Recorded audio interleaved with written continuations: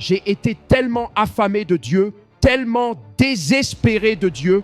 Dans ma poursuite de Dieu, j'ai essayé d'aller partout dans le monde, vers n'importe quel homme de Dieu qui avait vécu une rencontre réelle avec Dieu. Je faisais tout ce qu'il fallait pour les localiser. Je semais des semences dans leur vie, juste pour qu'ils prient pour moi. Je suis allé vers les vivants et vers les morts. Partout où je savais qu'il y avait eu un ciel ouvert, j'allais à cet endroit dans l'espoir que Dieu me donne un accès, un avantage dans ce ciel ouvert, afin que je puisse voir mon Père. Au cours des 15 à 20 dernières années, j'ai voyagé dans environ 40 nations à la recherche des manteaux des pères, de la grâce, de l'huile, des ouvertures, des cieux ouverts qu'ils avaient connus. Je suis allé à Yonggi-cho, en Corée du Sud, pour semer, pour collecter la grâce. Je suis parti de là. Je suis allé à Londres, puis dans le Yorkshire, à la maison de Smith Wigglesworth. Mais la maison de Smith Wigglesworth n'est plus une maison, c'est une mosquée. Les musulmans ont pris possession du lieu. Partout dans le monde, les lieux saints ont été repris. Je suis allé dans ces endroits pour me connecter avec les morts. Dans la plupart des cas, ils sont devenus des mosquées. Pendant que les hommes dormaient, je ne pouvais pas entrer. Je ne pouvais que poser mes mains sur les murs et dire « Si je peux capter le manteau de Smith Wigglesworth ». Je suis aussi allé en Écosse, vers Robert Murray McCheyne, le plus grand réveilliste que l'Écosse ait jamais connu. Là encore, une mosquée. Je suis allé à la maison de cet homme dont tout le monde prêche. « Donnez-moi l'Écosse ou je meurs !» John Knox. Je suis allé à Édimbourg. Sa maison est devenue un musée. Il faut payer pour entrer. Nous sommes entrés. Tu vois son lit, tu vois sa Bible. Je me suis agenouillé et j'ai commencé à aspirer à extraire la grâce, le manteau de John Knox. John Knox était un prophète de confrontation. Je traiterai cela demain lors de la conférence des ministres. Il y a des manteaux qui sont suspendus, mais bien aimés, je suis allé vers les frères Jeffreys, Stephen et George Jeffreys, ces hommes qui ont opéré dans la plus grande dimension de miracles créatifs. J'ai découvert la dernière église qu'ils ont pastorée sur Edgware Road à Middlesex. Je suis entré dans cette église et je me suis tenu au-dessus de la chaire en aspirant le manteau des frères Jeffreys. C'est ce manteau que Reinhard Bonnke a opéré par la suite. Je dis toujours, tout homme que tu vois dépasser les autres de la tête et des épaules n'opère pas seulement par l'onction. Reinhard Bonnke a fréquenté la même école biblique que Stephen Jeffreys, George Jeffreys, Ivan Roberts et tous ces grands réveillistes gallois à Swansea, au pays de Galles. Quand Reinhard Bonnke était dans cette école biblique, il entrait à la bibliothèque et lisait les biographies de ces grands généraux. À partir de ce jour, plus jamais la nourriture ne fut obligatoire pour lui. Il a adopté une vie de jeûne jusqu'à ce qu'il obtienne la puissance que ces hommes avaient. Jusqu'à sa sortie de l'école biblique, il jeûnait tous les jours. En rentrant en Allemagne, il devait passer par Londres. Il n'y était jamais allé. Il s'est dit « Laisse-moi faire un peu de tourisme ». Il emprunta une rue et vit une maison. Il dit « C'est la maison de George Jeffreys. Est-ce possible? Le George Jeffreys dont j'ai lu la vie à l'école biblique, l'homme qui opérait dans une telle puissance, recréant des membres brisés, des membres manquants, des yeux, tout. George est un nom commun en Angleterre. Jeffreys est un nom commun aussi. Une voix lui dit « Si tu n'entres pas et ne frappes pas, tu ne le sauras jamais. » Il frappa à la porte. Une femme sortit. « Madame, est-ce la maison de George Jeffreys, le grand réveilliste anglais qui a secoué toute l'Angleterre par la puissance du réveil ?» Elle répondit « Oui, c'est sa maison. » « Madame, est-il encore vivant ?»« Oui, il est encore vivant, mais il est très âgé. Il ne peut même plus se coordonner. S'habiller est déjà un problème. Nous faisons juste de notre mieux, jusqu'à ce que Dieu le rappelle à lui. Désolé, mon fils, tu ne peux pas le voir. » Alors que Reinhard Bonnke se retournait pour partir, il entendit une voix de l'intérieur. « Laissez entrer ce jeune homme. Je l'attends depuis longtemps. » Je prophétise sur quelqu'un ici ce soir. Dieu t'attendait. Ce soir est ta nuit. Ce soir est ce soir. Collecte les manteaux des pères. Collecte-les. Collecte-les. Et George Jeffreys posa les mains sur Reinhard Bonnke et dit « tout ce que je porte, tout ce que Dieu m'a donné, je te le transmets maintenant. » Lorsque Bonnke se releva du sol, la puissance avait changé de main. Il avait du mal à se tenir debout. Quand il traversa la Manche et rentra en Allemagne, dans le train, à son arrivée, son père l'accueillit. « Mon fils, bienvenue. As-tu entendu les dernières nouvelles ? » ?»« Non, papa. Lesquelles ? » ?»« Hier soir, à 22 heures, le grand général de Dieu, des miracles, des signes et des prodiges, est parti auprès du Seigneur. »« Papa, qui est-ce ? » ?»« George Jeffreys. » Il dit, « Ça ne peut pas être vrai, parce qu'hier soir, à 22 heures, j'étais avec lui. » L'histoire raconte qu'après avoir imposé les mains sur ce jeune homme, George Jeffreys s'est assis sur une chaise et il est parti auprès du Seigneur. Le manteau avait été transmis. C'est ainsi que j'ai visité la maison de George et de Stephen Jeffreys.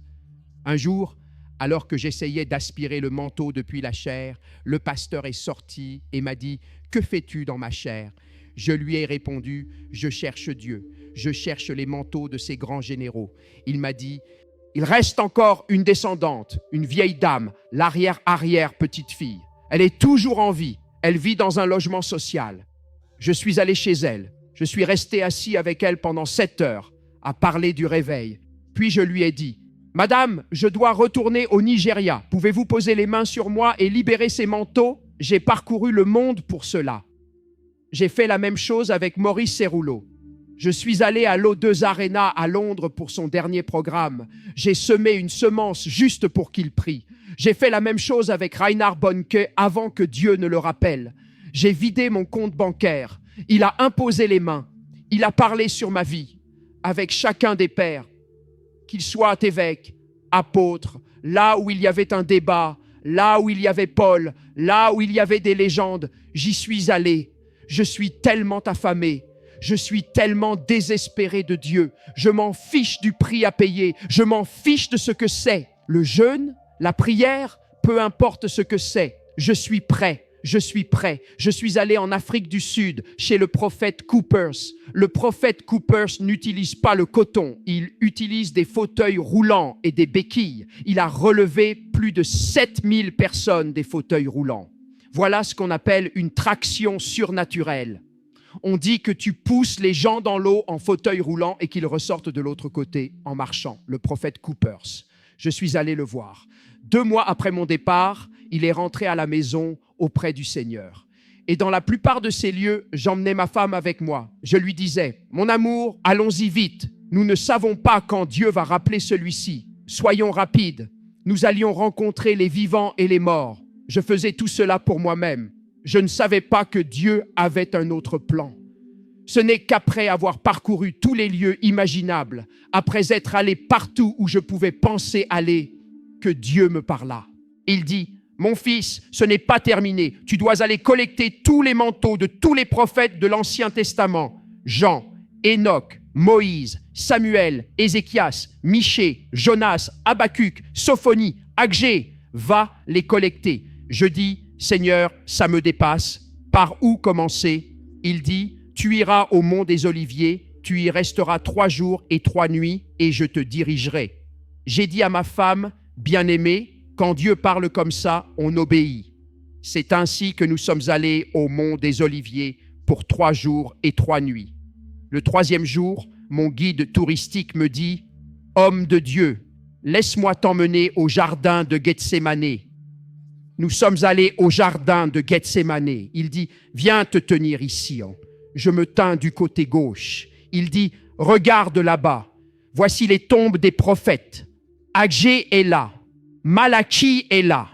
Zacharie est là. Enoch est là. » Il commença à citer tous les prophètes et leurs tombes. J'ai dit, « Si c'est cela, alors j'ai compris. » Je suis rentré au Nigeria et j'ai dit, « Père, je pense que c'est terminé. » Il dit, « Non, tu dois maintenant collecter tous les manteaux de tous les apôtres du Nouveau Testament. Matthieu, Marc, Luc, Jean, Pierre, Paul, Matthias, Jean, tous. » Je lui dis, « Seigneur, comment vais-je faire cela ?» Il dit, « Va au dernier lieu du dernier apôtre, Jean.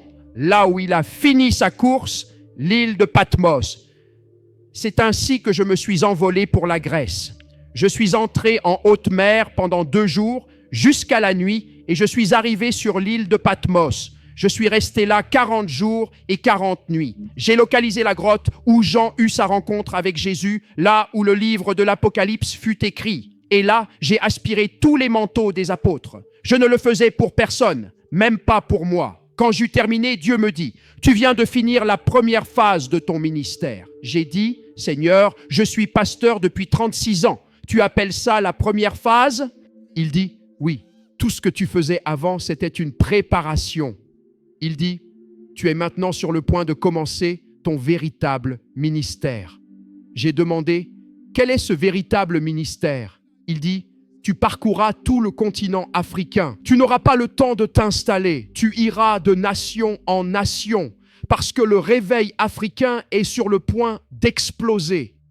Tu dois libérer les manteaux de tous les pères, de toutes les générations, dans chaque nation du continent africain. » Et le feu du réveil commença. Que les manteaux tombent, que les bâtons soient transmis. Je suis ici pour vous annoncer, mesdames et messieurs, qu'Azusa 19 est un Azusa différent. À Azusa 19, il y aura des hommes qui courront comme des chevaux, des hommes dont le visage commencera à ressembler à celui des lions. Il y aura des hommes qui apparaîtront et disparaîtront. Ils marcheront à travers les murs. Ils marcheront sur l'eau. Respire. Respire les manteaux des pères. Tu ne peux pas réussir par ta propre force, par ta propre puissance. Lève tes mains, regarde, regarde, regarde. Ils commencent à entrer. Regarde Catherine Kuhlman, regarde Catherine Kuhlman, regarde Catherine Kuhlman. Elle cherche un autre porteur. Saint-Esprit, Saint-Esprit, localise, localise, localise.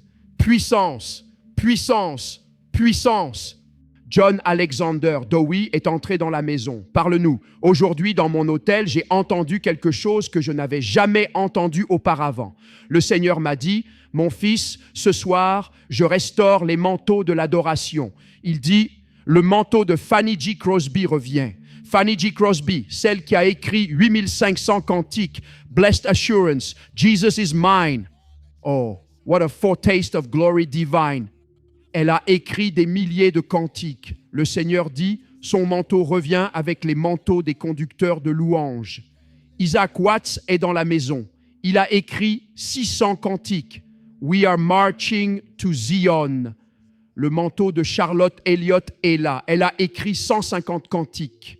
Just as I am without one plea. Le manteau d'Ira Sankey est suspendu dans l'air. Le conducteur de louanges de Moody. Il a écrit 300 cantiques. Le manteau de Charles Wesley est suspendu dans l'air. Il a écrit 6500 cantiques. Abide with me, fast falls the eventide. Et le Seigneur m'a dit, dis-leur que le manteau de Jim Reeves est suspendu dans l'air. J'étais dans ma chambre d'hôtel aujourd'hui et Dieu m'a parlé très clairement. Il a dit, Fanny J. Crosby, ce manteau arrive dans cette maison.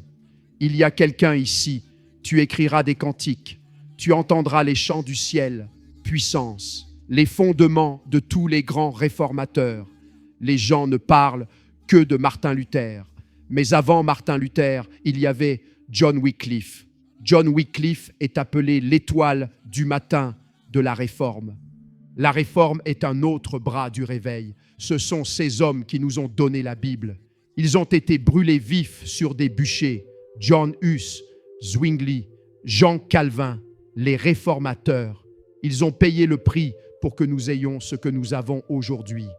Et encore une fois, ces manteaux reviennent. Parce qu'il y aura encore des hommes qui donneront leur vie pour que la vérité se lève, pour que la justice se lève, pour que le royaume se lève. Où que tu sois, lève tes 2 mains, ferme tes yeux. Shakandaba, Père, dans toute cette salle et même en ligne, que les manteaux les manteaux des pères, les manteaux des grands généraux, qu'ils tombent, qu'ils tombent, qu'ils tombent, qu'ils tombent. Saint-Esprit, Saint-Esprit, localise, localise, localise, localise. puissance. Après cette nuit, tu auras une rencontre avec ton Père. Ton Père t'apparaîtra dans un rêve. Et la grâce de ton Père, tu commenceras à y fonctionner de nouveau. Encore, lève tes mains. Si tu peux être là demain matin, je dirigerai le programme du matin, le manteau de Thomas, de Matthieu, de Pierre et de Jean.